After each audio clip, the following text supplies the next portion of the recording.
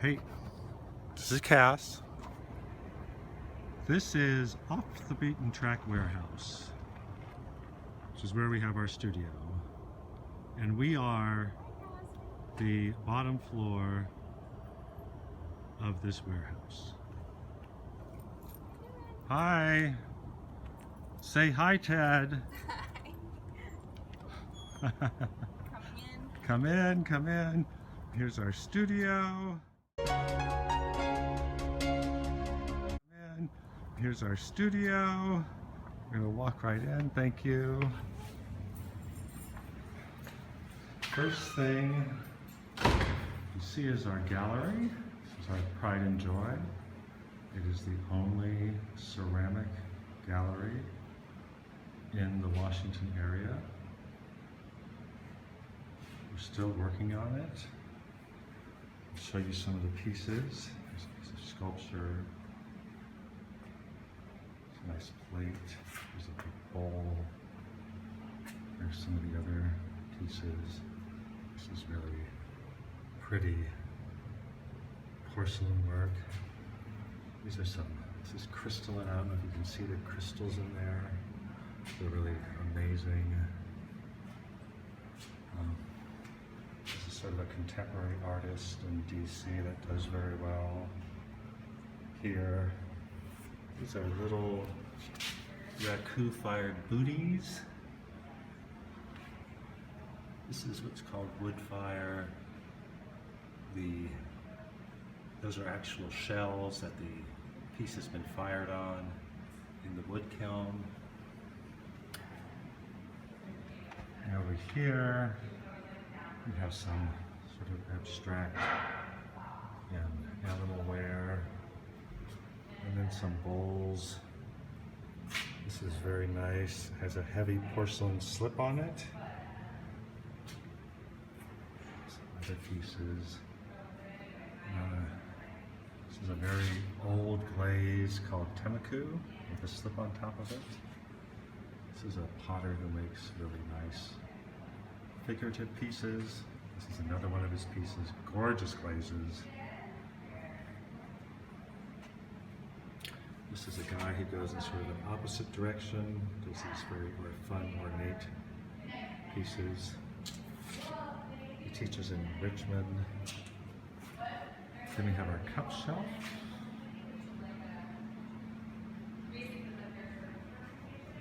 This is a beautiful, that's another porcelain slip over raw clay. She does Japanese type. That's a big tea bowl. That's a wood-fired cup. That's a Shino glazed cup, very interesting. Again, see if there's anything to really zoom in on. This is a piece that my old teacher made, Jill Hinckley. There's some more cups.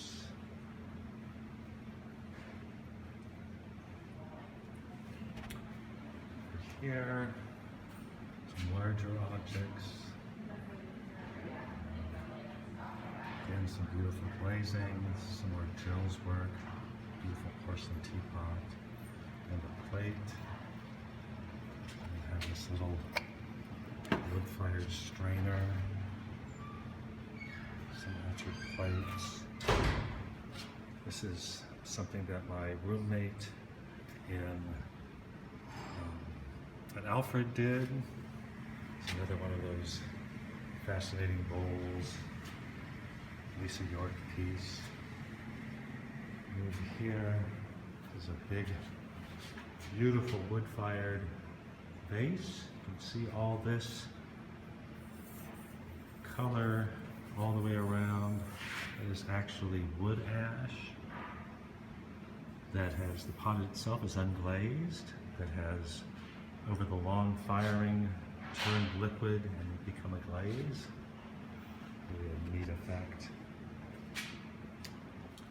Okay, starting up here, here's a big sculptural piece called Tree of Life. I like a lot.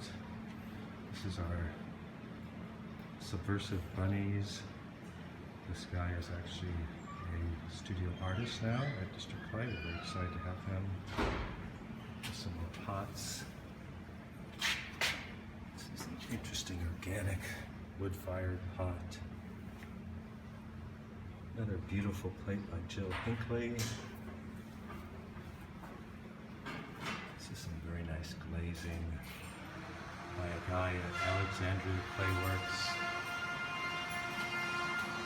Another big black and white bird piece. This is a wonderful glazed vase with, you can see the remnants from the wood fire that are attached at the bottom. It's a bowl by Brian Gross.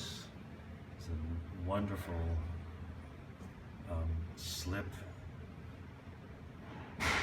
slipped with a black slip on top of it, pot with a beautiful green oribe inside by Jane Spalding. And this bright turquoise-ish bowl by John Kerr, one of our teachers. It's another abstract piece by the guy I took class. That was my roommate. Beautiful wood-fired jar by Blair Merrifield, who teaches at the Art League. This is a Hadrian Mendoza piece. We also made the Tree of Life. And switch over to the non-layer side.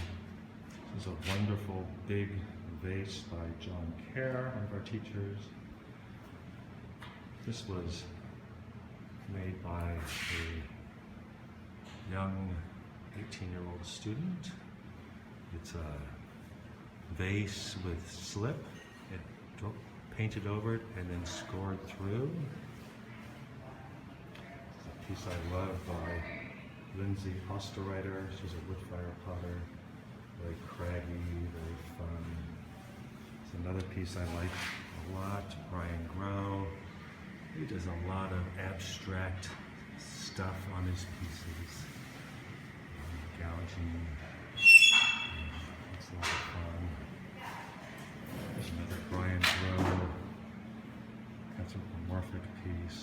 This is Harridan, Trish Kiner, a professor at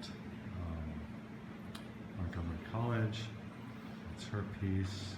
Another Brian Grow. Let's see if there's anything else. I'm going to show you a couple more. These are beautiful crystalline wood hangings, top big tiles. You see how dramatic the crystalline effect is. That's by Sarah Nikotopoulos. She's the one who did those other pieces. This is a wild and really sculpture that Michael liked very much. These are two beautiful pots by Joyce Michaud, who teaches at Hood College. There's another fantastic crystalline piece.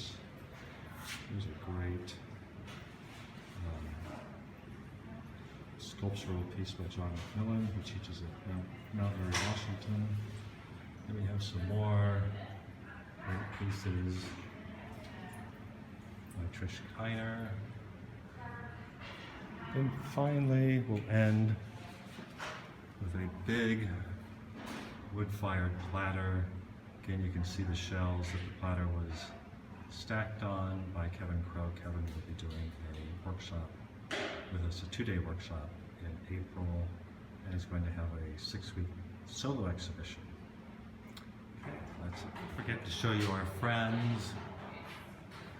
We have a big Cape Buffalo right there on one wall of the gallery.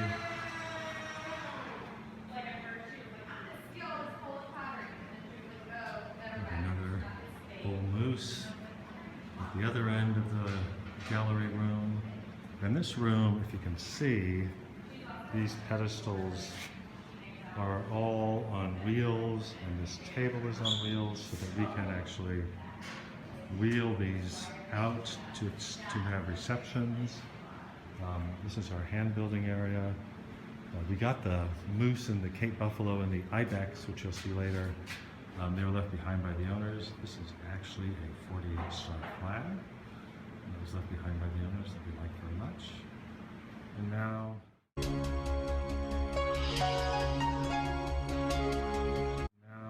we're going to go into our wheel room, which is sort of the heart of it all. We have 18 wheels. It's the most of anyone in the district. These are our clay cubbies where people store their clay. It's a wedging table. Everyone, say hi to Ted. Hello. Hi Ted. My dad. I'm showing him the studio. Hi. Okay. This is our recycling area where we take our wet clay and let it dry and then run it through this enormous machine, a pug mill, where it's churned and de-aired and it comes out in pugs. Out of this little baby costs $6,000. Wow! This is our TV, so we can show instructional videos. It's too bad it's not daylight, because you would see that we have this enormous light wall, white clear brick wall, where we get lots of light. That's a drying area. This is what we call our great pots area. And these are pots from Matt and my collection. And they are training pots. So each of them illustrates a different technique that students can learn in their pottery. And each of them is written up with what is unique about them and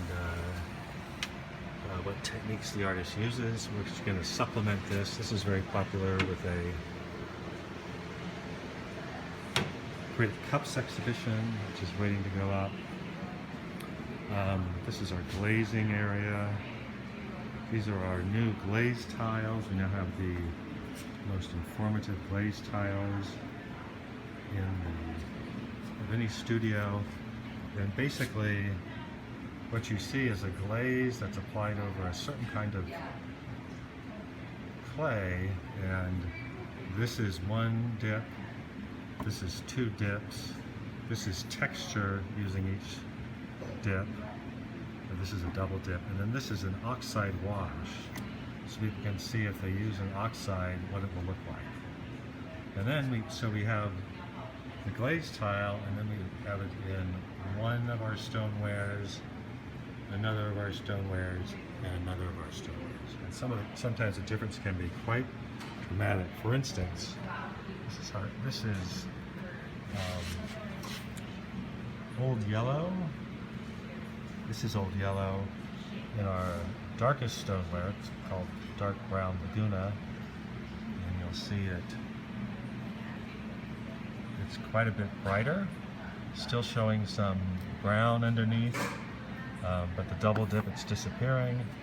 And this is under our lightest stoneware, and you see no brown, it's cream and almost white with the double dip. And then we're going to have a porcelain one, which has not yet been put up. So, moving right along.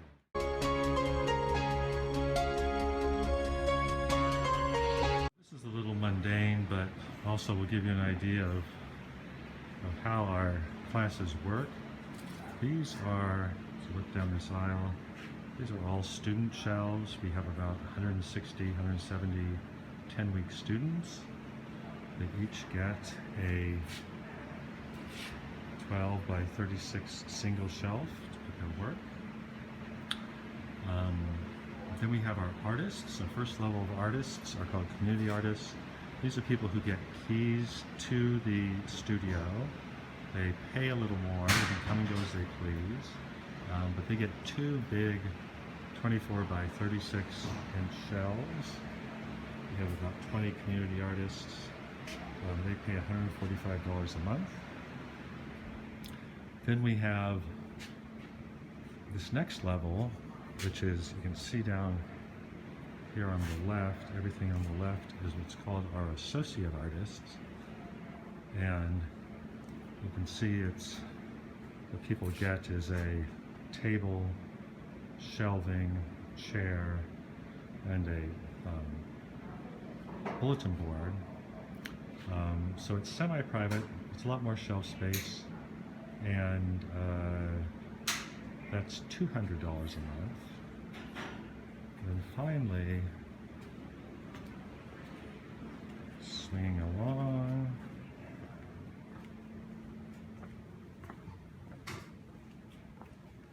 we have what are called our studio artists. Here's one of our studio artists, Dave Easter. They pay $2.90 a square foot. So this 8 by 11 is about $260 a month. We have, I think, 14 associate artists and 15 studio artists. The largest studio we have is actually our best potter. We're excited to have him. His name is Jeff Harity. He specializes in slip cast pottery and does somewhat subversive things with bunnies and angels, which are a lot of fun. And he is also helping us put together our community clay program. And this studio is 12 feet by 20 feet. Again, is our largest studio. I'm going to show you one of our last construction projects is this spot. This is going to be our guest resident artist space. We're currently building it out. It's about 15 by 10. And this will be, that wall, there's going to be a wall right there. This will be where we invite someone, an emerging artist, to come and work for 3 to 6 months at a time at no fee. But we ask them to work with our other artists and do a workshop, a closing exhibition, and that sort of recharges the sort of creativity in the studio.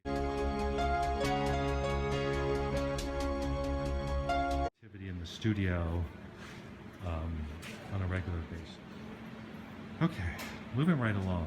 So our production system looks like this. When someone has thrown a pot and it's dry, they put it on one of these big shelves called a greenware shelf, and it goes to our kiln room and is fired in the what's called a bisque firing, where it turns hard enough. If you did that with greenware, it would break. So it's hard enough to accept a glaze, or it is porous enough actually to accept a glaze, and then it is refired during a glaze firing at a higher temperature for the glaze to be formed. So right now we have one greenware shelf, 2 bisqueware shelves. People will come to this bisqueware shelf, find their pots, glaze them, and then put them on a glaze shelf. So we have some associate artists, some more studio artists. Got some construction going on. Here we have some open floor plan studios. It's Katie, she's one of our more successful artists. She has a lot of work for restaurants, beautiful work.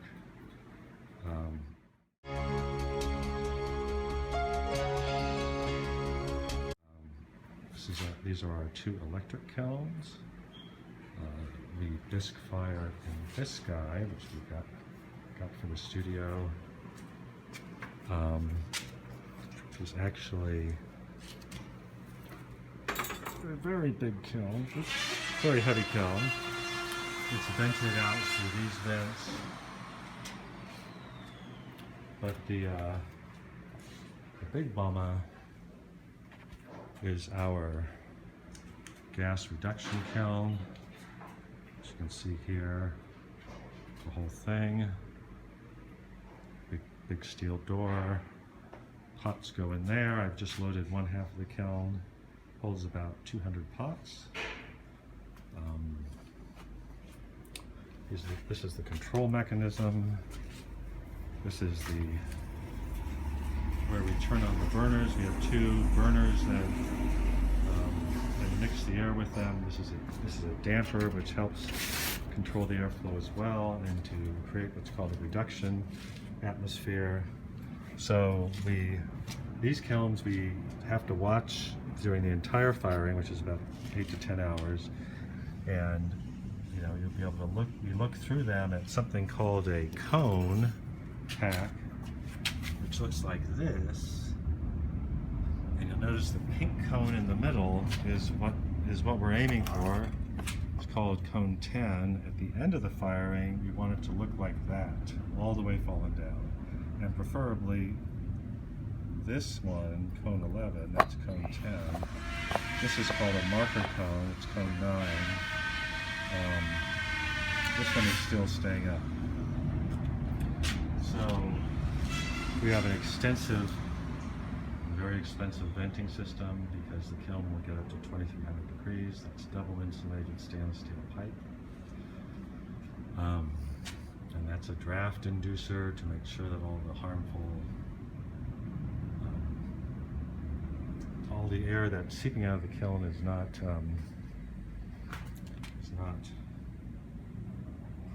and stays in the studio. This is some finished ware that we do. So right off to the side of the kiln room is our glaze room. This is where we mix all our glazes. We mix them from dry materials. We have a glaze director and 2 work-study glaze people.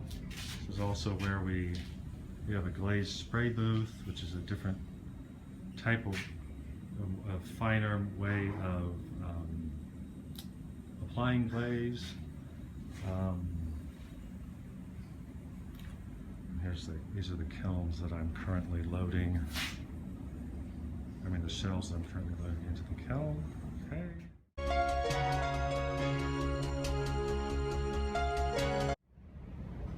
This is our loading dock, which, as you can see, is halfway down the room, where we bring clay in and out of it. That's actually a new piece of equipment, a glaze test kiln that we just got. We're excited. This is where we store our clay. This area is still under construction, as you might be able to tell. This is our new kitchen area, which we have just finished, or almost finished. Very exciting. All the cabinets were donated and the labor was donated. Yeah, that was really a big help. And this is our ceramics library, which has books on just about everything concerning ceramics, from collections to glazes to hand building to techniques to history to tiles to sculpture.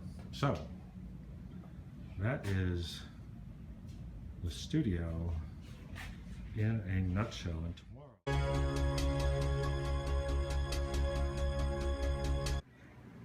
Okay, just wanted to show you a fully loaded gas kiln. As you can see, we try and get as much into it as we can. We can get the pieces actually quite close to one another because they will shrink during the firing. So that's about 200 pots. We fire the kiln once or twice a week. It's been actually twice a week recently. Okay, so we're putting the kiln to bed. We've lit the pilot light. Yes, that is just a pilot light. The tube above it is a burner, and that's what we will turn on at increasingly higher levels tomorrow morning. Pilot light will go on, actually two of them, will run all night long. We'll bring the temperature of the kiln up to around 675 to 700. And then we'll start, which is actually a nice, easy bake for the pots. Lets them absorb a lot of what's called heat energy, which I'll talk about tomorrow, or heat mass.